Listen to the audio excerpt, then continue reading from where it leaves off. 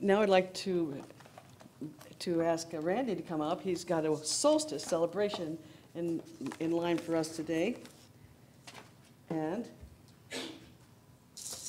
Randy, thank you. Happy solstice. Happy solstice.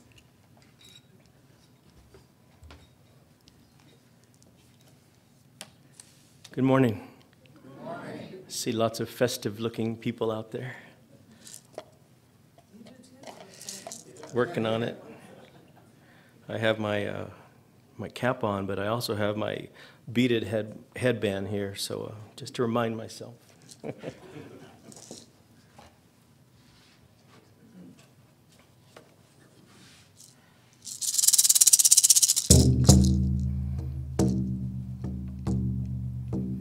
So just about now, we're having the longest night of the year, also the shortest day, if you haven't noticed.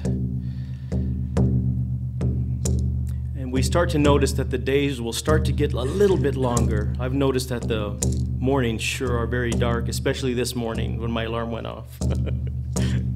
So I have a story to explain about how the seasons came to be.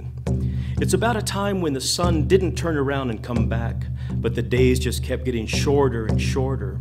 Eventually, they were so short that the people were jumping up as soon as it was light outside. They'd jump in their clothes, ran outside, did all of their work, and did all their laundry, and try to plant their crops, but before they knew it, the sun would be gone. He was gone so fast that they didn't have the time to plant the three sisters, the corn, the beans, and the squash. So they were asking, how are we going to do our hunting and our harvesting and our fishing, our livelihood, if it's dark all the time? Then they spoke to their helper, their teacher, the first teacher, Moshe, and he said, I better go talk to grandfather's son and see what's going on. And of course, these people, they lived on the East Coast, so in order to talk to the sun, you had to go way out into the water, where the sun, what they called the sun coming up place. So he waited out far for the sun to come up, and as soon as the sun popped up, he said, excuse me, grandfather's son. And he was gone. So he waited again, and he waited again, and sure enough, the sun started to get light, the sun started to come up, and he said, excuse me, grandfather's son, we have something to, and that's all. The sun was gone. He did this for 3 days, and he waited and waited. And by the end of the third day, he said, I've got to do something else. So he swam down to the very bottom of the ocean, where the kelp and the seaweed grows very, very long strands. And he made a net, like he had taught his people how to make nets in order so that they could fish. And he made this net, and it was really, really big. So he waited for the sun to come up. And just as it started to get light a little bit, he saw the sun, and he started to spin his net and spin it, and then he threw it, and the sun went right into the net.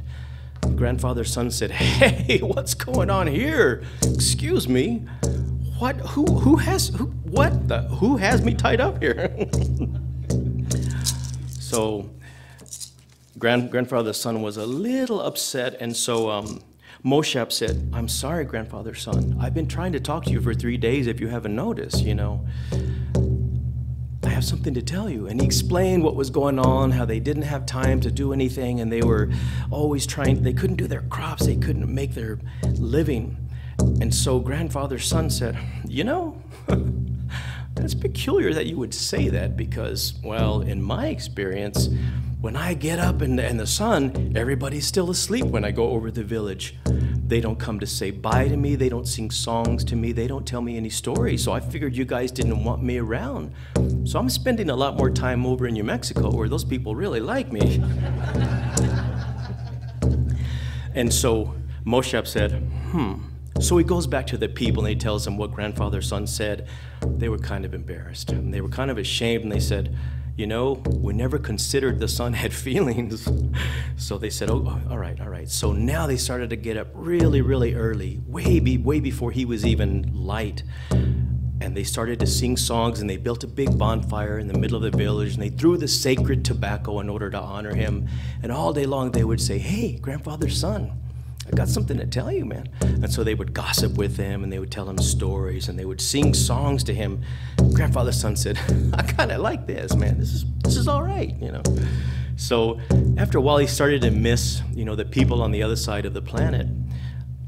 And he said, you know, I'm going to go spend time with them for 6 months, but I'm going to come back, okay? So you don't need to make any more nets or anything, but I'm going to come back every 6 months to give you light. And so to this day, this tribe still sings sun songs every morning with corn pollen and tobacco, and they always make sure to go to the hill and say goodbye to Grandfather Sun. And thus began the 2 seasons. Aho.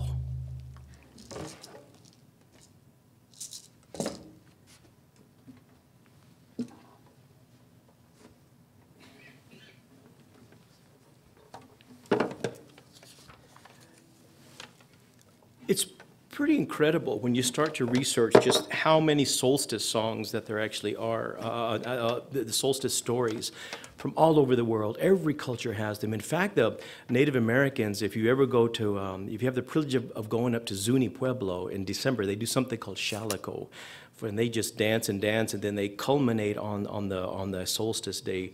The Hopi have a really long ritual too. But there's stories from all over the world, and in the beginning, when the light dwindled and the sky started to grow darker, the ancients would wonder, you know, what's happening? If you really think about it, we didn't know. We just didn't know. They didn't know. Our ancestors didn't know. All of our ancestors didn't know where the sun was going and when it was going to come back, so they relied on the shamans and the storytellers to supply the answers. And they would make up stories, creation stories, that the gods were fighting, or that the Chinese say that the dragon swallowed the sun, but he was going to come back. But from the time that we could create stories, I think, about darkness, the cultures everywhere, we had a way to explain when they were coming back. If you know anything about the Celtic stories, they talk about the Oak King slaying the Holly King. That's where we get the whole red and green from. And of course, these were twin brothers, you know, so they kind of have that little Cain and Abel thing going on there. But then you look at Stonehenge, and you know, with Stonehenge, it's just incredible the way that they were able to bring those giant stones there, set them upright. Some people say that they were created about from 3000 to 2000 BC. And actually, winter solstice was more important to these people than summer solstice, because that's when they would slaughter the cattle. But the reason they did that is so they wouldn't have to feed the cattle during the winter, because they didn't know if the sun was going to come back or not. And then they would also ferment all of their most of their grains and their grapes to make beer and to make wine. Not so they could party necessarily, although the Celts were great partiers.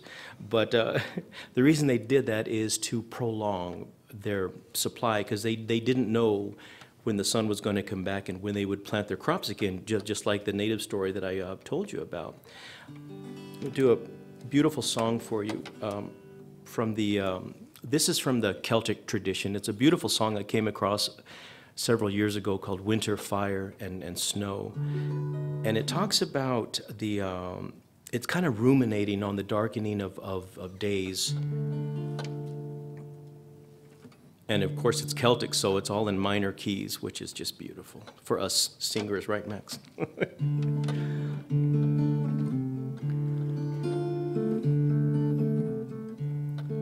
In winter, fire is beautiful. It's beautiful like a song. In winter, snow is beautiful. All of the winter long. And you, my love, come safely home, riding the tail of the wind.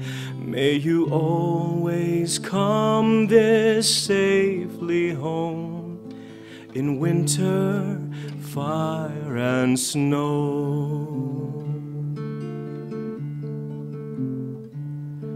The days get dark uneasily. They're darker and darker still. And you have gone to carnival, and I feel the winter's chill. And you, my love, come safely home, riding the tail of the wind. May you always come this safely home in winter and fire and snow.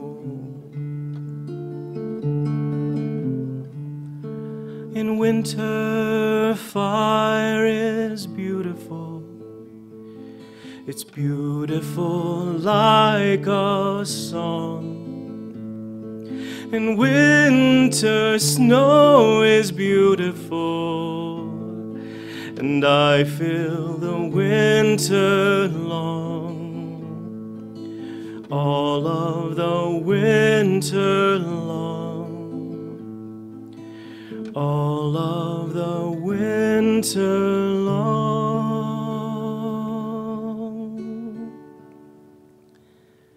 The Inuit of North America and of Greenland, they tell the story, you may have heard this, of Raven the trickster. Well, the raven noticed that the world had been dark the whole time, and he really wanted more time to do what ravens do. And so he turned himself into a needle. He was a shapeshifter, and he hid in the water. And the chief's daughter came down to get some water, and he turned into a needle, and he went inside of her. She ended up giving birth 9 months later to a little boy who ingratiated himself to the king, and thereby stealing the light and brought light to the world. That's why the raven is so revered. December 21st is also Santo Thomas Day from the Christian calendar. Down in Guatemala, the my ancestors, they do what's called the palo volador. Have you guys ever seen that? It's where these three men climb up to this 50-foot pole, and they tie one foot with a rope, and then they jump off as people play flutes and drums, and they jump off, and if they land on their feet, then the sun's coming back. I don't know what happens if they don't, but I don't want to be that guy. We also have the Feast of Jewel, J-U-U-L. I think that's a vape pen now, isn't it? Those bad people. So Yule, that's where the word Yule comes from. The Celtic people, but also the Scandinavian people, they would get this Yule log, I mean, the size of a telephone pole, and they would bring it into their homes, and they would put one end in the hearth, and the other would be sticking out, and it would burn, and it was supposed to bring back the sunlight, and that's where the word Yule comes from. There's also Saturnalia. You guys know about that, right? That's a crazy time. It was in ancient Rome. It lasted for 7 days, culminating on the solstice. I mean, all rules and laws would just go out the door. Wars would stop. Gambling was permitted. Slaves were served by their masters. Grudges and quarrels were forgotten. In fact, the Christian holidays are based on Saturnalia, the December 25th. It comes from there, because the Romans said it's just going to be a lot easier to incorporate what we're already doing. So that's Saturnalia. And so we have all of these festivals in Iran. They have a yada yada. In Chinese, they do great things. The Japanese, the Hungarians believe that this giant stag carries the sun, this magical stag carries the sun back on his horns. Everywhere our ancestors they were anxious. This wasn't necessarily a celebratory time, but they were anxious and fearful. They said, what's going to happen? So they would bang gongs and bang drums and lots of flutes, just typical musicians making a lot of noise. So what are our traditions that we have now? Well, we have Christmas, and we have, we bring greenery inside. I'm wearing green and red today. Even my little beadwork is green and red. I'm so lucky somebody gave that to me. So we're still processing those traditions that our ancestors did, and they really go back to that time. But we have rituals like burning bowls. We have rituals like they do up in Stonehenge. Up in Chaco Canyon, they have Fajada Butte, where there's this dagger that shines right on the spiral in the back of this cave, right on the solstice day, and on summer solstice it shines on the one just opposite of it. So in other words, we've been doing this for a long time. So a few years ago, I started to do solstice celebrations at my house. and we would all get together and we would make solstice lanterns. People would make really elaborate ones, or they would make really simple ones. So today what we're going to do, we're going to actually make our own solstice lantern. And what this represents, it's really the returning light that we're going to hold in our hands, but a reminder of our inner light, the spark of the divine that is in every single one of us. So when you decorate these cups, you all have your stuff there. There's some stickers. Oh, you want to pass the stickers out? Do we have those? Let's go ahead and pass those stickers out.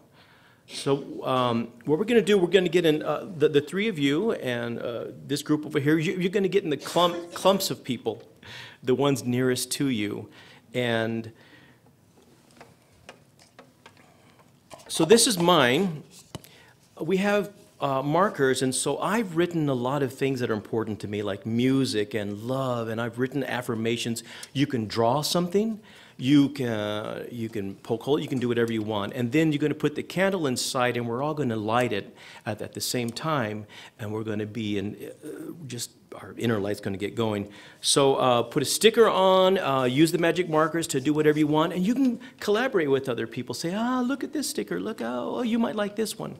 So the stickers are coming around. So go ahead. This is our solstice lanterns, our new tradition.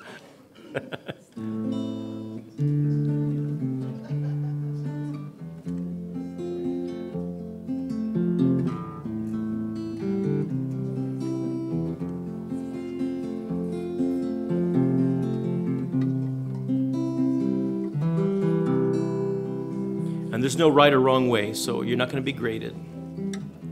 Well, I don't know, Tanya may grade you, but...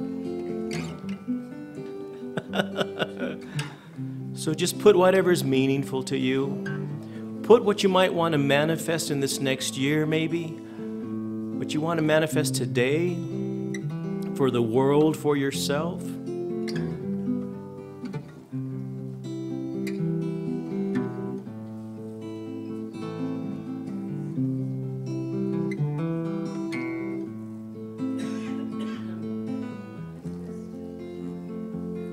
And if you don't like your stickers, you can look at someone else's. You can trade. It's all good.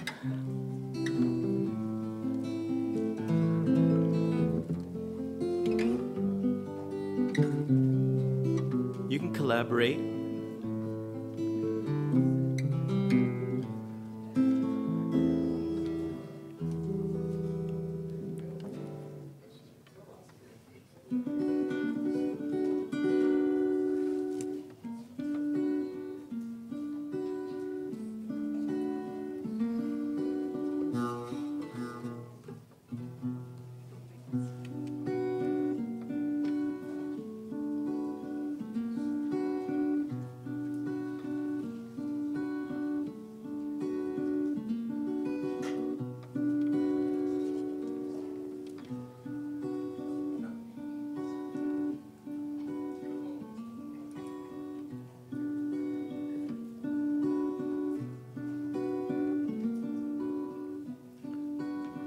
Do you want some other stickers, Michael? Do you want some other stickers?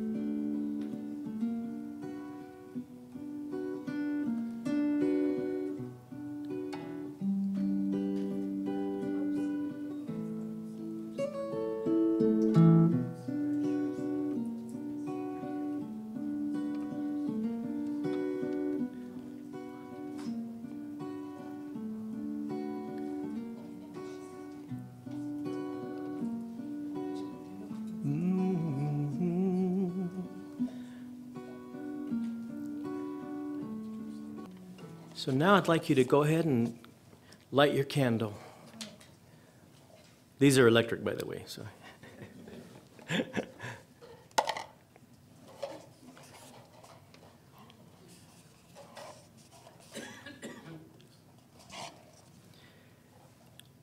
Rumi had this great quote, and he says, "The lamps are different, but the light is the same. One matter, one energy, one light mind, endlessly emanating all things."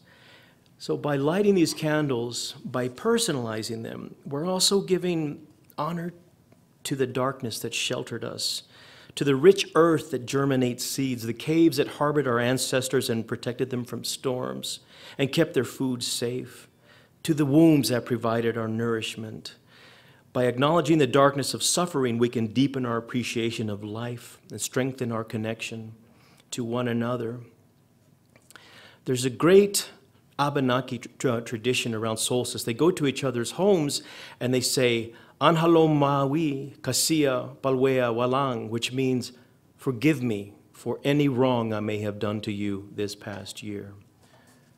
So as I sing this song, just reflect on what this means to you. Reflect on what it may have been like for our ancestors to be in darkness and to hope for the light again, but also that light of divinity, that spark that is in each one of us, and share. And just like Tanya said earlier, by emanating our light and shining our light, raising that vibration, we affect this city, this state, this country, this world, this universe, this divinity. So on the chorus part, I'm going to ask you to sing, and I'll tell you when the chorus comes in.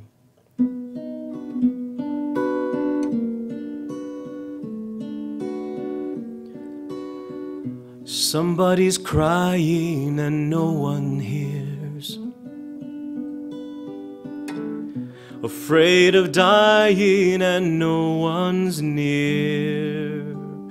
Somebody's losing hope while the wheels of power keep turning. Light a candle in the darkness, shine a light where evil lies. Be a voice for those in silence. Speak the truth, keep hope alive. Light a candle. Somebody's trying to stop the tears. They're not giving in to threats and fears. Somebody's choosing hope while the wheels of power keep turning. So light a candle in the darkness, shine a light where evil lies, and be a voice for those in silence. Speak the truth, keep hope alive. Light a candle, be a candle.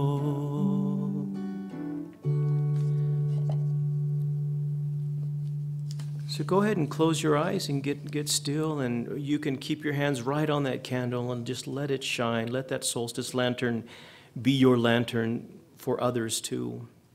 Be that beacon. I'm going to close with a beautiful poem by Susan Cooper called "The Shortest Day." So the shortest day came and the year died, and everywhere down the centuries of the snow-white world came people singing, dancing, to drive the dark away. They lighted candles in the winter trees. They hung their homes with evergreen. They burned beseeching fires all night long to keep the year alive. And when the New Year's sunshine blazed awake, they shouted, reveling. Through all the frosty ages, you can hear them echoing behind us. Listen. All the long echoes sing the same delight. This shortest day, as promise wakens in the sleeping land, they carol and feast and give thanks and dearly love their friends, and hope for peace. And so do we here now, this year and every year. Welcome, Yule. And so it is. Thank you. And we have another special treat today, and that is Max Contreras is going to sing for us. Thank you, Max. Come on up.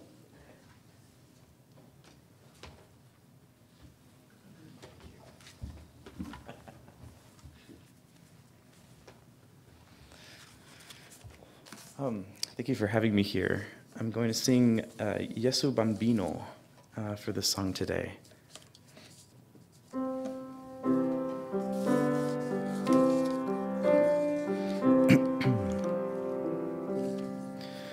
When blossoms flowered mid the snows upon a winter night, was born the child, the Christmas rose, the King of love and light. The angels sang, the shepherds sang, the grateful earth rejoiced. And at his blessed birth the stars their exultation voiced. O come, let us adore him.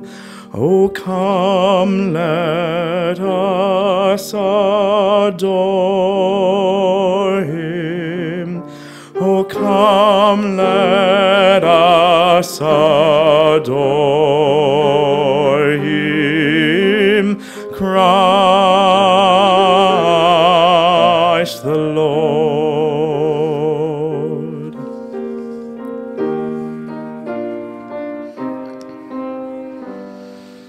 Again the heart with rapture glows to greet the holy night that gave the world its Christmas rose, its King of love and light.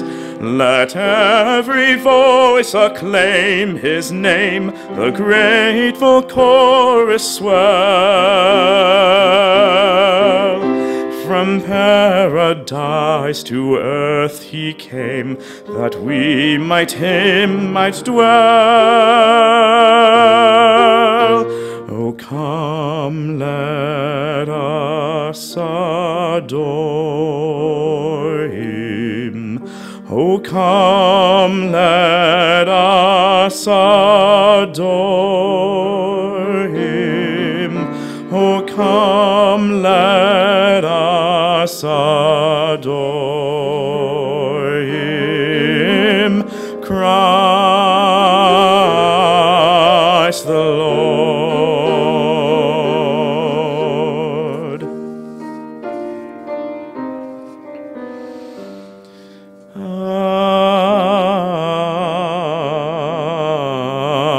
Oh, come, let us adore him.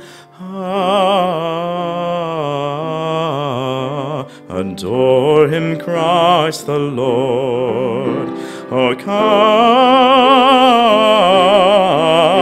oh, come,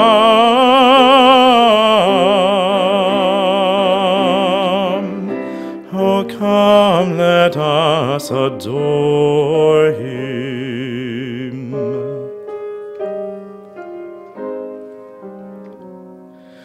Christ the Lord.